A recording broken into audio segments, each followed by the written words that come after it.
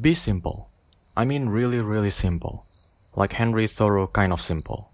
The American philosopher once went into the woods, having totally isolated himself from the rest of civilization. In his own words, he wished to live deliberately and suck out all the marrow of life. I think modern human beings haven't really considered enough to reach the most essential facts of life.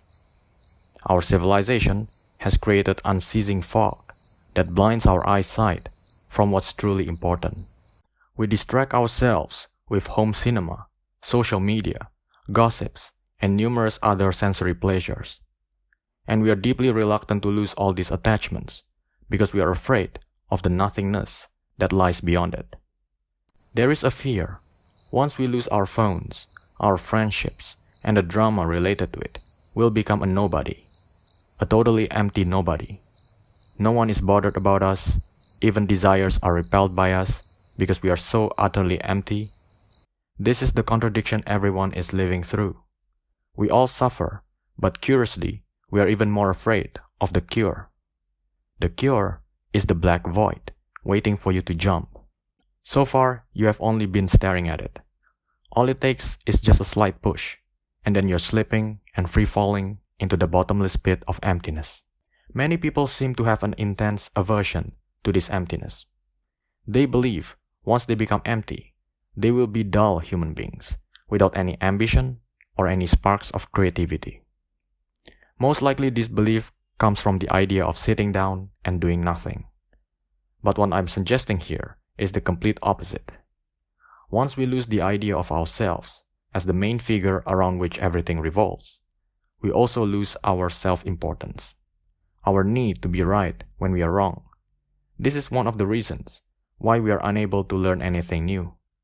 We haven't emptied the cup. Our need to put on masks to appear respectable in front of other people acting in the same way. That's why we have lost touch with the essential part of us, and thus become human robots walking around the planet, getting pushed around by external forces like a plastic bag drifting in the wind. The robot's notion of intelligence is doing more of the same every day, subjecting itself to the same old information and data. They say if the old way of doing things has worked perfectly, you better stick to it, and better not try to reinvent the wheels. Repeating a certain tradition of doing things and passing them on to the next generations is unfortunately not exactly the definition of intelligence. Times change. What has worked in the past may not necessarily fulfill the demands of today. Intelligence puts on you a responsibility to be absolutely yourself and to be fearlessly unique, no matter what. This is no easy task. Courage alone is not enough to go against the grain. One also needs to be convinced of the existence of another less traveled path that leads to the same destination. He's doing all this not because he's simply defiant of the world, but because he understands that even though the well-trodden path may be the safest, it's still too damn crowded. It's like the tourist who complains about not getting the best view of a mountain because he goes to the vantage point everybody else goes to. Meanwhile, the more adventurous tourist might be more inclined to look for another spot, further away from the crowds, so that he can get a better view all for himself. It takes almost Herculean effort to go against the existing patterns of the world, because the world expends every bit of its resources to mold you the way it wants you to be, a distracted human being. Nothing new is ever created by the old minds.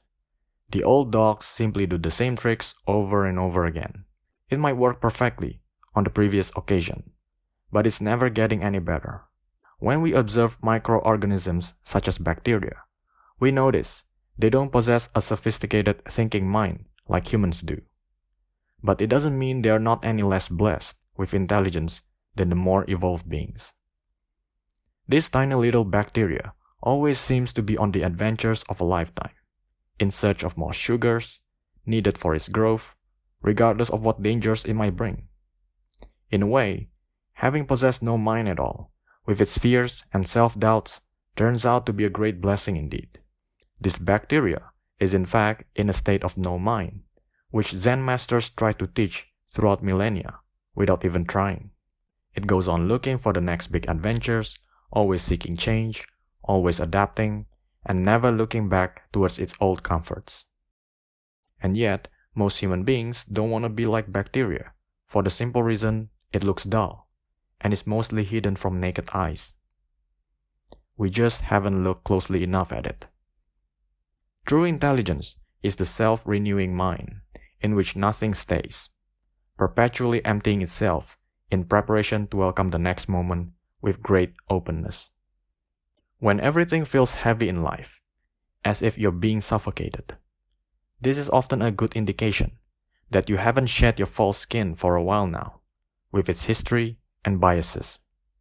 Be incredibly simple. Live deliberately, as Henry Thoreau did. Be a bacteria.